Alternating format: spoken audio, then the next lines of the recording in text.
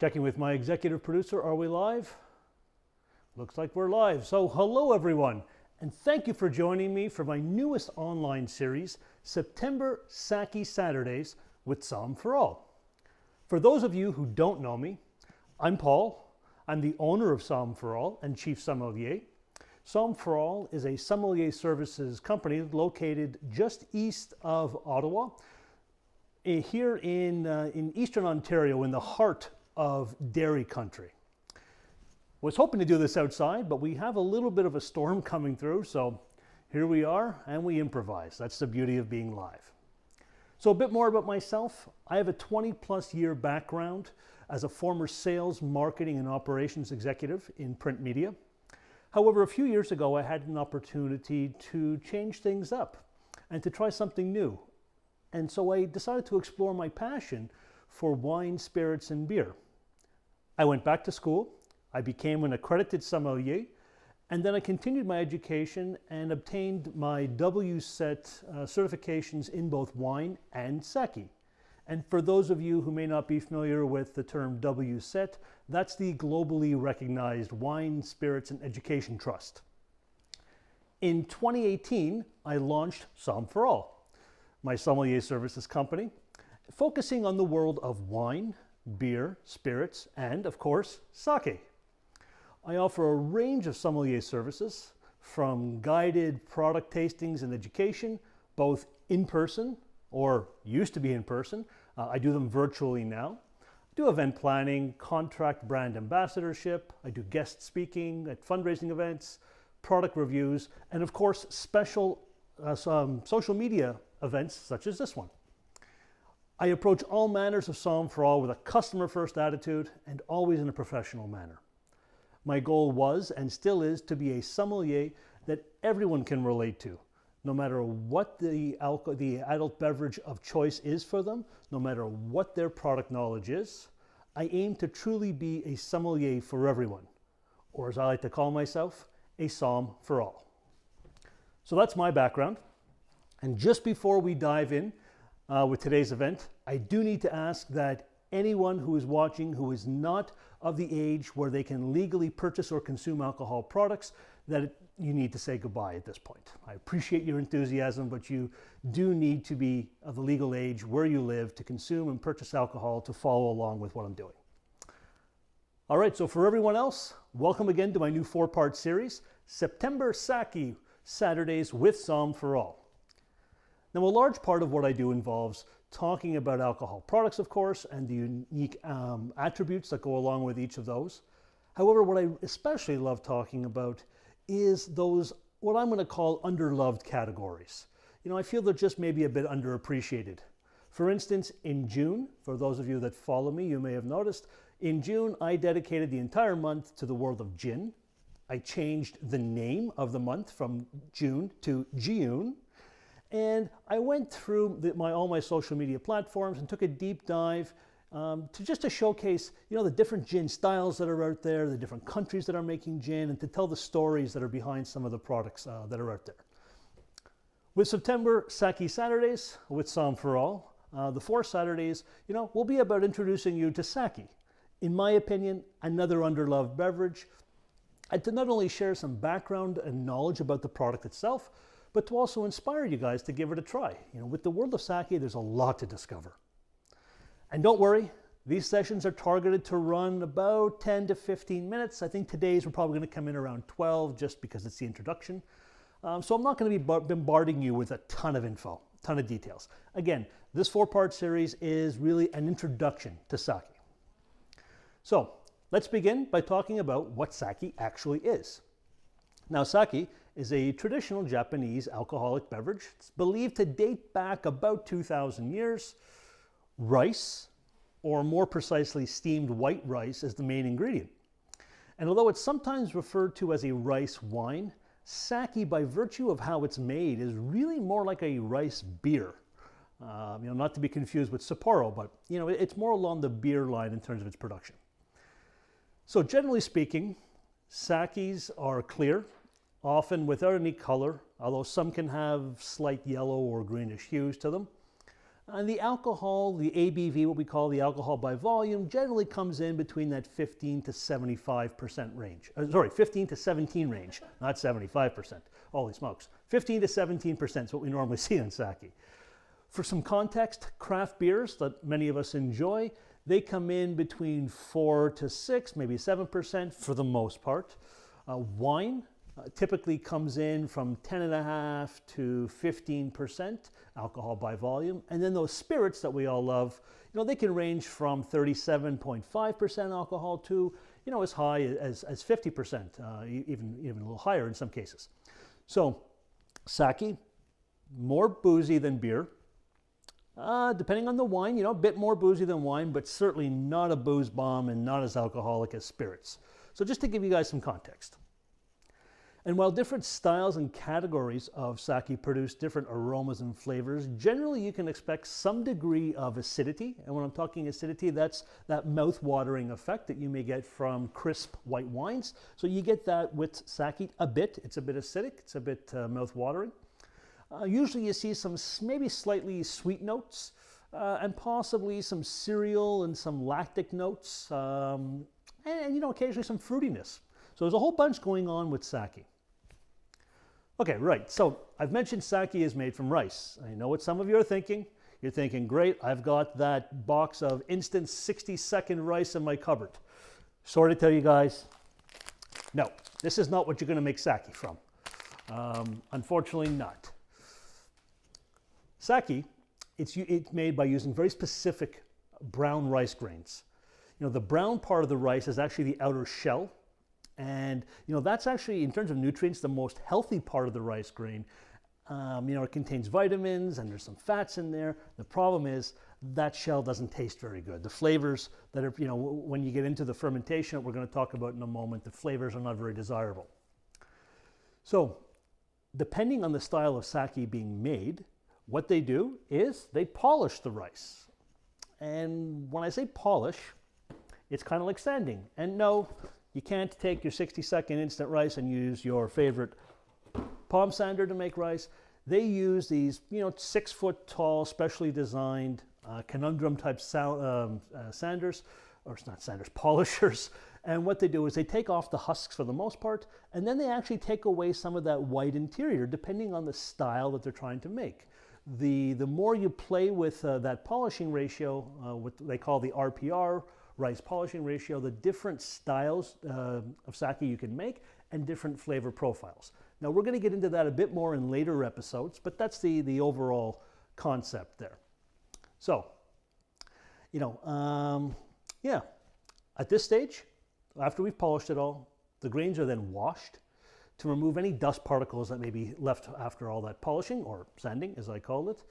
And then the rice gets steamed. And the reason they do that is to soften up the rice so that it can get ready to be changed into alcohol. Okay, so you may be asking now, great, so you've chosen the brown rice, you've sanded it down to whatever you want to do, you've washed it. How do you get alcohol out of rice? That's an excellent question. In general terms, and again, for these 4-part series, we're going to be talking in general terms for the most part.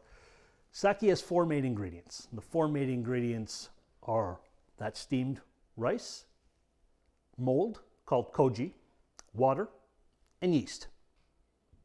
And yes, you did hear correctly. I did say mold. Actually, this is an essential component in sake production, as that koji, that mold, this is the heart and soul of sake making.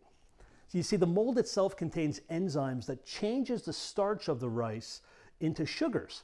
And those sugars can then be eaten by the yeast and alcohol is produced. That's the byproduct of yeast eating sugar. Now, why is that important? Well, again, without the sugars, yeast wouldn't have anything to choose on. So without the mold changing that rice starch to sugar, we just wouldn't have any alcohol produced and we would not have sake. It's the same principle that's used in winemaking, in beer production. It's called fermentation, and that's, again, used anytime you want to produce alcohol. Same idea with spirits as well. Okay, so now once the fermentation is complete, The product is then filtered, and that is a must when you make sake. That's a hard rule with sake. You have to filter it in case there's any rice solids that may have made its way through. And then it's bottled. Bottling sizes changes depending on style, depending on producer for the most part. But it's bottled, and then it's ready for market. All right, so we know top line now, how sake's made. What about those styles and categories I mentioned now a few times? No, I didn't forget about it. There's two main types of sake. You have basic sake, and then you've got premium sake. We're going to get into these a bit more throughout the other series, but essentially basic sakes are very simple in style. The term that's used in Japanese is called futsushu. They're mainly clear, colorless. They have that sweet acidic notes to them, maybe some soft lactic notes for the most part. Premium sakes, that other category, there's actually 6 different grades of the premium categories. And again, we're going to go through those in more detail over the next couple of weeks. For today, we have one of those premium styles. I did want to find a basic sake, but here in Ontario, for the most part, it's what you can find at the LCBO. So I found I found a premium style, but it's the lower end of it. It's like an entry level. The premium, it's called a junmai. So that's what I have here, a classic junmai style. This is Shikobai from Takara Sake. So interesting backstory here on this bottle. This business dates back to 1842 when the Yomo family started brewing sake in Kyoto, Japan, of course. In 1951, along with many other Japanese products, Takara Sake, which the Yomo family incorporated in 1925 as Takara Sake. In 1951, they came into the U.S. In 1983, Takara Sake was so popular that they actually opened a facility in California. They opened a production facility in Berkeley, California, under the Takara Sake USA label. They use Sacramento Valley brown rice. So it's brown rice that's grown in Sacramento Valley, but it was extensively researched to meet all the grades and all the intricacies that brown rice needs to produce good quality sake. And they use mountain water from Sierra Nevada in the production of this. So water is, again, an important part of sake production. In 1990, Takara Sake became America's largest sake producer. So, these guys have been around a long time. So even though it's a entry-level junmai style, these guys have been making sake for a long time. They know what they're doing. So I know what you're thinking. Fun history. Great. Thanks, Paul. That's wonderful. How's the sake? Alrighty. So let's dive in. First off, alcohol by volume on this product, 15%. So right in that 15 to 17% range that we were hoping for, or what we were expecting with sake. Not 15 to 75%, as I first said. It's at 15 to 17. It's clear, colorless. I don't know how well that's coming through here, but clear and colorless. On the nose, so this is at room temperature, the sake, and we will talk about serving sake in next week's episode. But right now this is room temperature, and when it's room temperature, I'm getting some soft floral notes. So soft floral, maybe a little violets that's in there. I'm getting some nutty notes, some nuttiness. Smells like Brazil nuts a little bit to me. I get a little cereal. So cereal, a grain. I get a little, a grainy cereal kind of thing. And then there's just this little hint of vanilla, which is interesting. So let's give it a taste.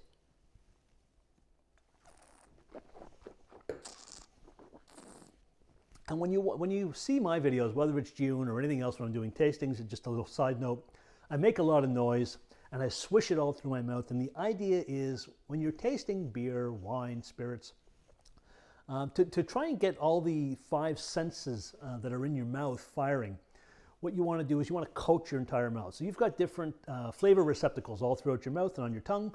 And if you coat them all, then you get a better sense of what the product is. So that's why I make all that weird noise. Plus, I think it looks cool. All right. So what do I taste? First off, I notice there's a bit of weight to it. So sake can have a little bit of weight to it. By weight, it's viscous. It's a little, I wouldn't say thick, but you can feel it on your tongue.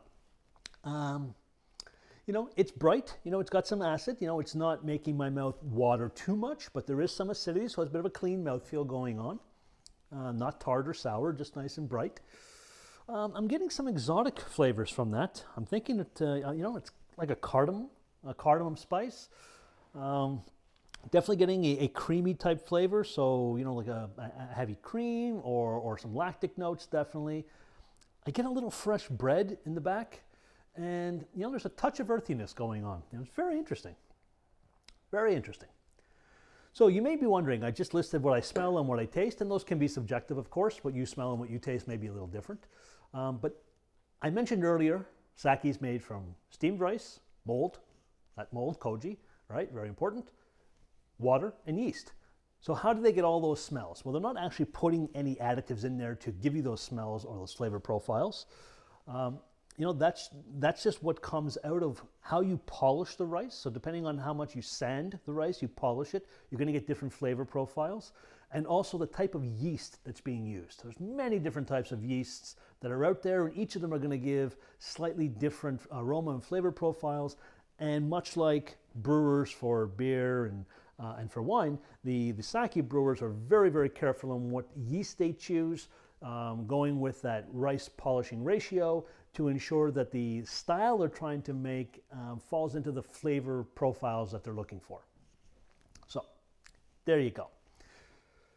So what are my thoughts overall on the product? You know, very soft, easy.